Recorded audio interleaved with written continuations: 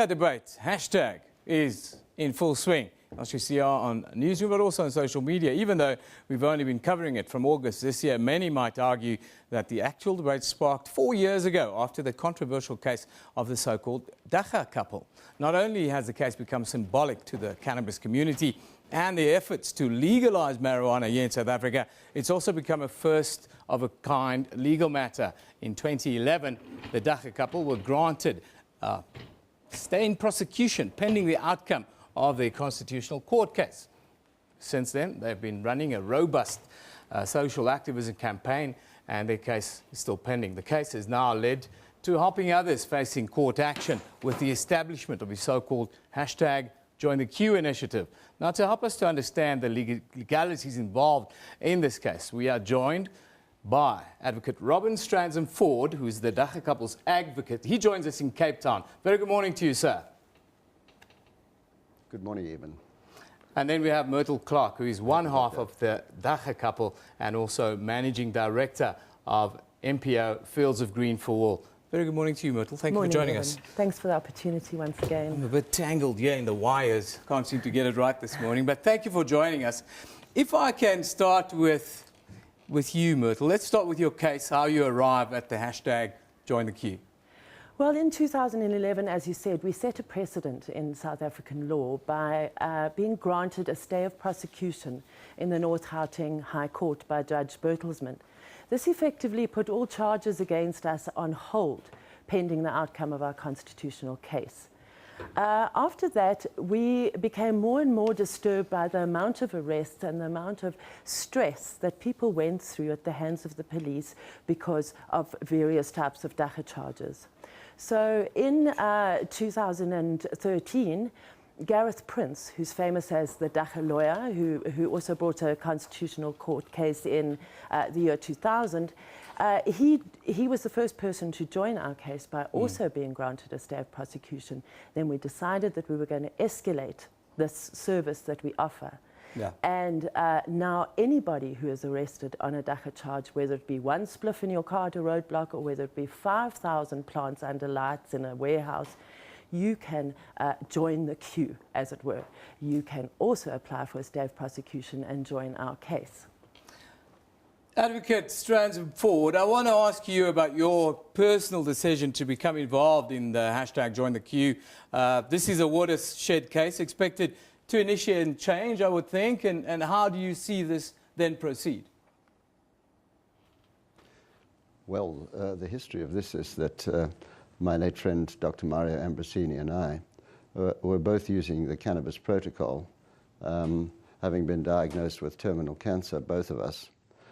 We decided in February of this year to launch the Medical Innovation Bill with a view to legalizing the use of cannabis for medical and industrial purposes. And so on the 18th of February, we launched the Cancer Treatment Campaign as well as the Medical Innovation Bill.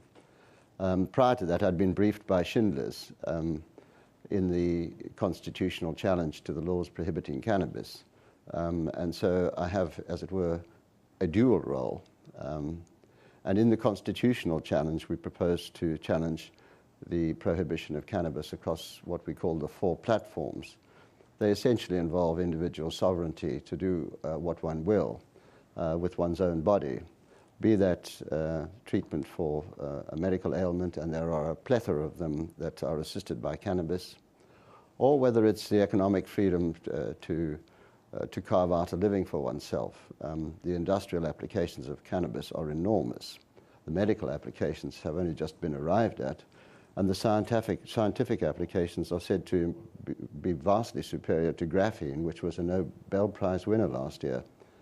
So I'm not a smoker myself, and neither was Mario, but apart from chaps getting stoned, there seems to be, on the comparator test, no reason why it should be prohibited. And on the industrial and medical grounds, there seems to be further reasons for its legalization. Let's talk about the case before the Constitutional Court. How do you view it? The outcome, of course, you would like to see, and what are the options either way? Well, as far as the challenge is concerned, as I say, the four grounds are that an individual is entitled, if I could put it in colloquial terms, to get stoned on his veranda of an evening, just as he is entitled to have a beer. And of course, on the comparator test, what we say is that the limitation of rights clause can't rationally discriminate against a cannabis smoker when it permits the manifest evils of drink, which is associated with most crimes, and tobacco, which is associated with a plethora of illnesses. As far as Mr. Prince's case is concerned, we contend that in the context of South Africa, the right to use cannabis is an ancient and indigenous traditional right from time immemorial. In fact, it goes back to the Sumerian times, where it's recorded as being a gift from God, the plant, that is. The Rastafarian community adhered to this view, but of course the African community in South Africa have been using this plant for medical purposes, for divination purposes, and one learns a myriad of things from them. It's used for conception and contraception. So it has a vast array of uses in the traditional sense in South Africa. As far as medicine is concerned, we contend, and we have a case now for which we've just settled particulars in the challenge, we contend that an individual ought to be able to minister to himself or through his physician or health practitioner whatever is necessary to survive. And we say that that has its bedrock in the constitutional right to life and the right to health. As far as industry is concerned, there are probably 50 to 100 different applications for the cannabis plant, from everything to a substitute for graphene, to making clothes, boots, pulp for paper. It's about 5 times more productive than wood for paper. You can use it for biofuels. Hemp fuel was used for the Model T Ford. So it has massive applications. It can be used for building materials. In fact, there's very little that can't be done with it. Yeah. If one takes unemployment into account, and one looks, for example, and we visited this area, if one looks, for example, at the rolling foothills of the Eastern Cape, they seem to be divinely ordained for massive cannabis plantations. And on an industrial scale, there are no psychotropic properties to the plant.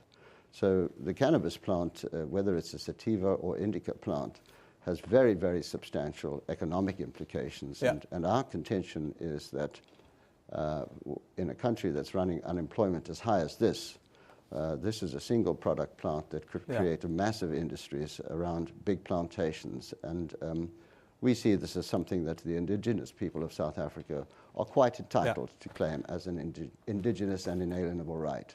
Advocate Middle, if I can come back to you quickly, just to pick up the ball again and set the scene for us quickly. Running out of time a little bit, but just tell us about when are we likely to see an outcome in your case? Do you think you've been in the court since 2011, delays, and what are the possible scenarios then to play out? Our case is due to be heard in the third quarter of 2015 in the North Gauteng High Court. And the High Court will rule on the constitutionality of the matter and whether the case can then move on to the Constitutional Court. But in the meantime, we're very, very busy gathering evidence for our case, rounding up all of our expert witnesses who will be from South Africa and the rest of the world, and of course busy with Join the Queue. To date, we have 8 confirmed stays of prosecution in high courts across the country, and we have 15 cases that are pending. And as I sit here today, there's a case of a woman who had cancer, whose husband was growing plants to medicate her in the Roodepoort Magistrates Court as I sit here today. Advocate Strachford-Brown, in your educated opinion in this case, how do you see the rest of this case before the Constitutional Court then play out? If you can just give us a quick wrap. Yes, I think the prospects are good. I think the prospects are that good that for the moment I have a brief to bring an application to stay the criminalization of people because the typical scenario is that there are breakings, there's entry, there's confiscation, there's criminalization, fingerprinting, bail. In other words, people are being criminalized in a case that it may be unlawful for them to be prosecuted. And so the present application is to the effect that the government should ensure that these people are summoned rather than detained and criminalized. That's the next step in the process, to level the playing fields before the matter is heard. But we have agreed with the state that there will be international recourse in the event for either party to the International Court of Human Rights. And we believe that the time is historically correct for this to be rectified. It was wrong for it to have been prohibited, and so it's correct for it to be legalized. Thank you very much. That's Advocate Robin Strands-Ford coming to us live from Cape Town also. Thank you to Middle Clark, one half of the Dagga couple, for joining us.